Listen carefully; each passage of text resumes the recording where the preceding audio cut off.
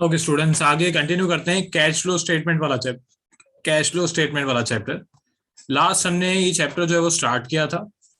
Cash flow statement क्या होता है, उसमें कौन सी एक्टिविटीज होती हैं, क्या क्या टर्म्स यहाँ पे यूज की जाती हैं, वो सब मैंने आपको बताया था।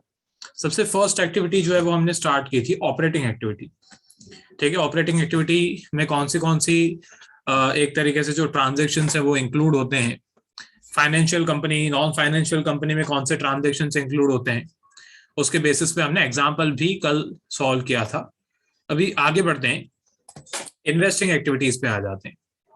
ठीक है, ये इमेज मैंने यहाँ पे टेक्स्ट बुक की डाल दी है, आपके पास ऑब्वियसली टेक्स्ट बुक होनी चाहिए।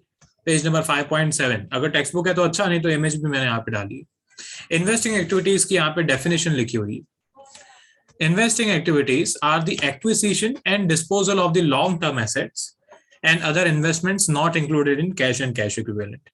हर एक कंपनी किसी ना किसी तरीके से इन्वेस्ट करती है।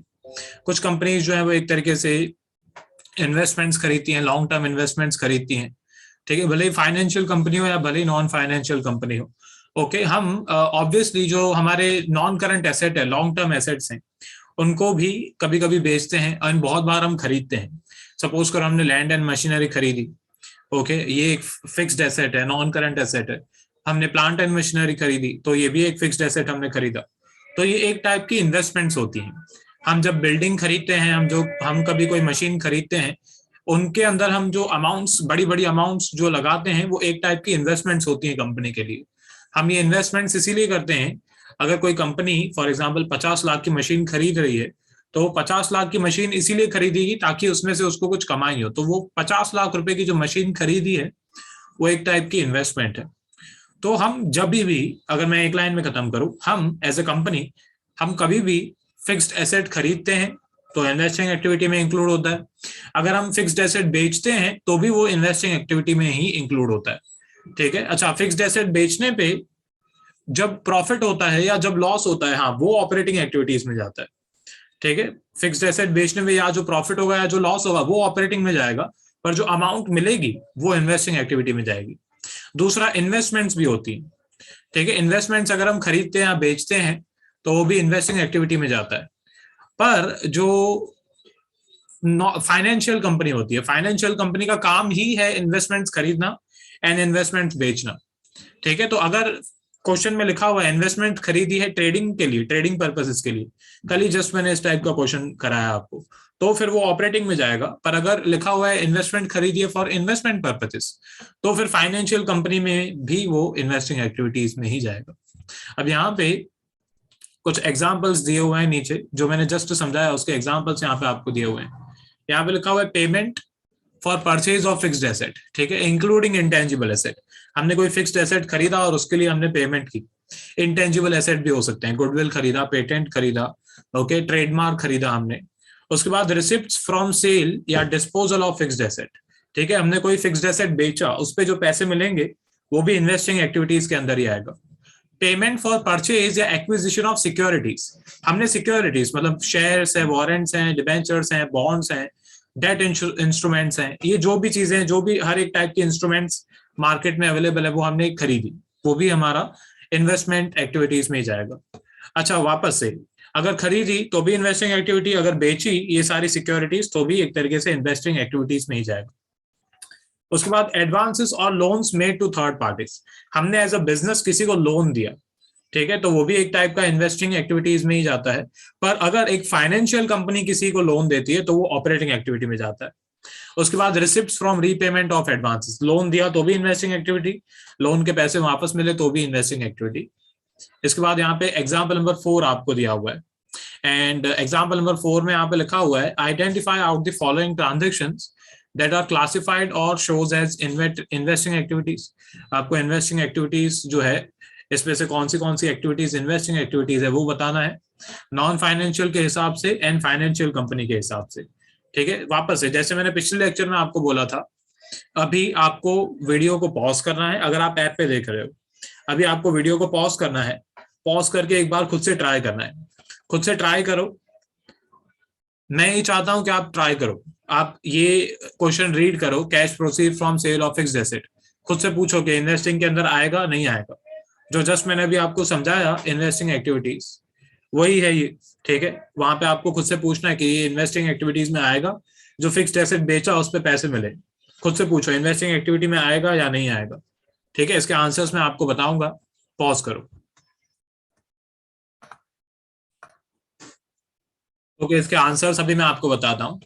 ठीक है, सबसे पहले तो यहाँ पे लिखा हुआ है कि cash proceeds from sale of fixed asset, हमने फिक्स्ड एसेट बेचा एंड हमको पैसे मिले, ये इन्वेस्टिंग एक्टिविटी में इंक्लूड होगा, क्योंकि एसेट बेचने पे जो पैसे मिलते हैं वो नॉन फाइनेंस या फाइनेंस में, दोनों में इन्वेस्टिंग एक्टिविटी में जाता है। हाँ, अगर प्रॉफिट लिखा हुआ होता, profit on sale of fixed asset, के एसेट बेच के हमको प्रॉफिट हुआ, वो प्रॉफिट की जो अमाउंट होगी वो ऑपरेटिंग में जाएगी। इसके बाद सेकेंड यहाँ पे लिखा हुआ है cash paid for purchase of stock and trade, हम जो स्टॉक बेचते हैं वो हमने खरीदा है, तो ऑब्वियसली ये परचेज है। ठीक है, परचेज हम इन्वेस्टिंग एक्टिविटीज में इंक्लूड नहीं करते हैं, वो ऑपरेटिंग एक्टिविटी में जाता है, परचेज या सेल।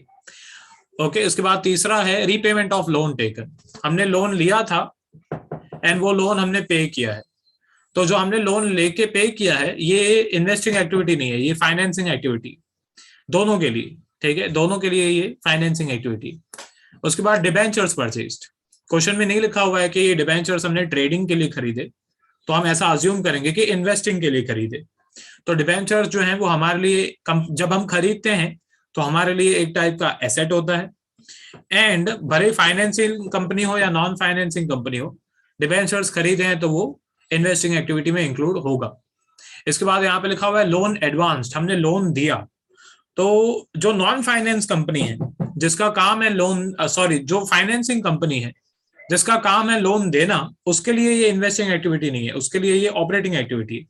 पर जो नॉन फाइनेंशियल कंपनी है उसके लिए ये इन्वेस्टिंग एक्टिविटी है।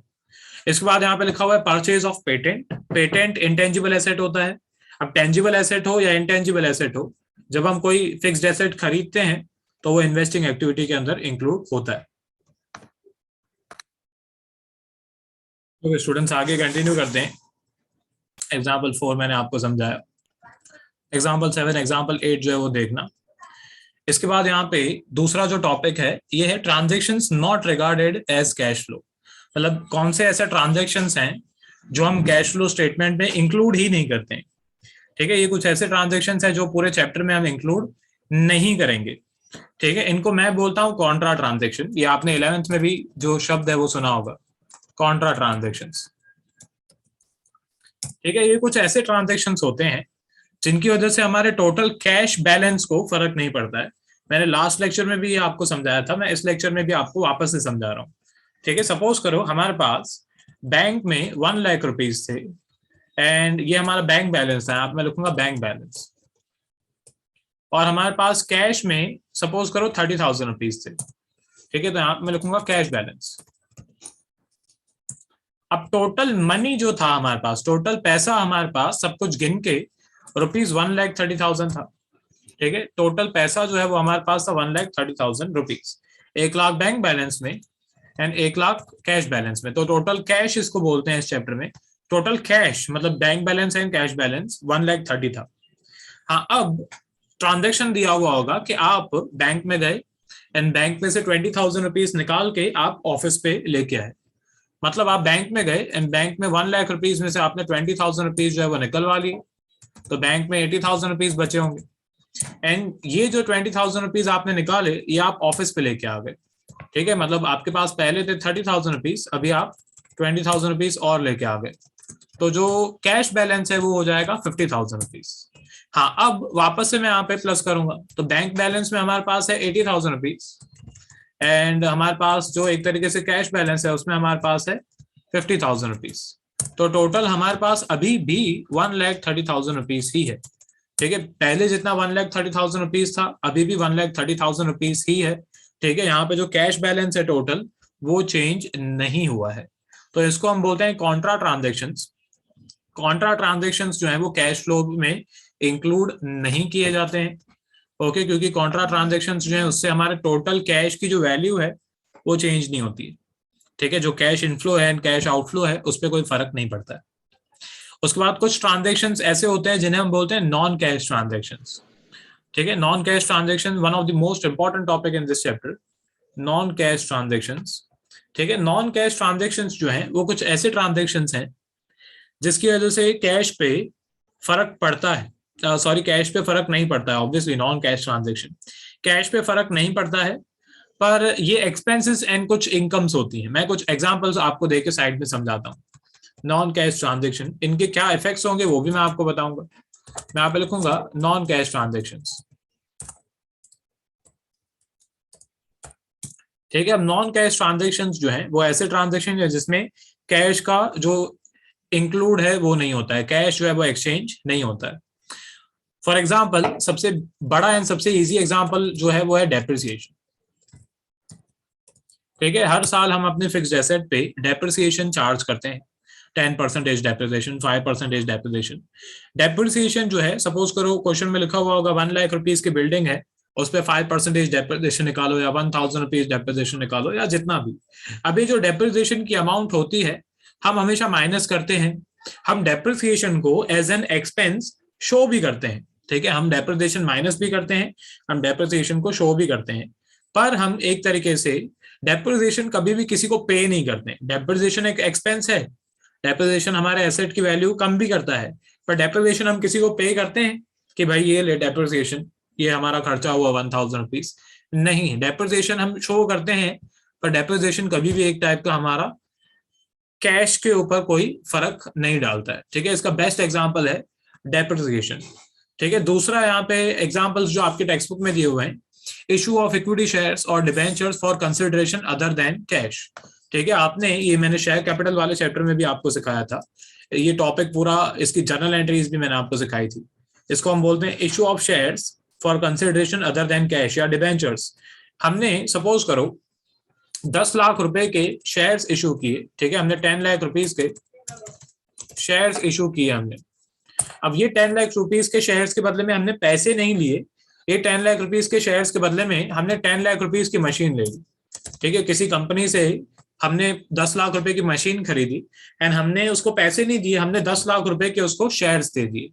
ठीक है, तो यहाँ पे हमने मशीनरी खरीदी और इसके बदले में हमने शेयर्स दे दिए, तो यहाँ पे भी कैश की लेन देन नहीं हुई। ठीक है, आपने शेयर्स दिए, आपको मशीन मिली, तो ये भी एक नॉन कैश ट्रांजेक्शन है। ऐसे ट्रांजेक्शन्स भी हम कैश फ्लो स्टेटमेंट में शो नहीं करते हैं। ठीक है, कैश फ्लो स्टेटमेंट में ऐसे ट्रांजेक्शन्स का कोई लेना देना नहीं होना चाहिए। अगर ऐसे ट्रांजेक्शन्स इंक्लूडेड है, ठीक है, अगर ऐसे ट्रांजेक्शन सपोज करो डेप्रिसिएशन जो है वो माइनस किया हुआ है तो हम उसको प्लस कर देंगे। ठीक है, अगर ये 1 लाख रुपीज जो है वो इंक्लूड किया हुआ है तो हम प्लस कर देंगे नॉर्मली, क्योंकि डेप्रिसिएशन एक्सपेंस है, माइनस किया हुआ होता है, तो फिर हम उसको रिवर्स करेंगे, हम प्लस करेंगे। तो ये non cash transactions and Contra transactions के बारे में मैंने आपको समझाया। इसके बाद ये जो बॉक्स है, रिमेंबर, ये जो मैंने पूरी कथा आपको समझाई, ठीक है, ये उसका पूरा रिवीजन है, ये रीड करना चाहिए। ठीक है, एक बार पॉज करके रीड करना चाहिए।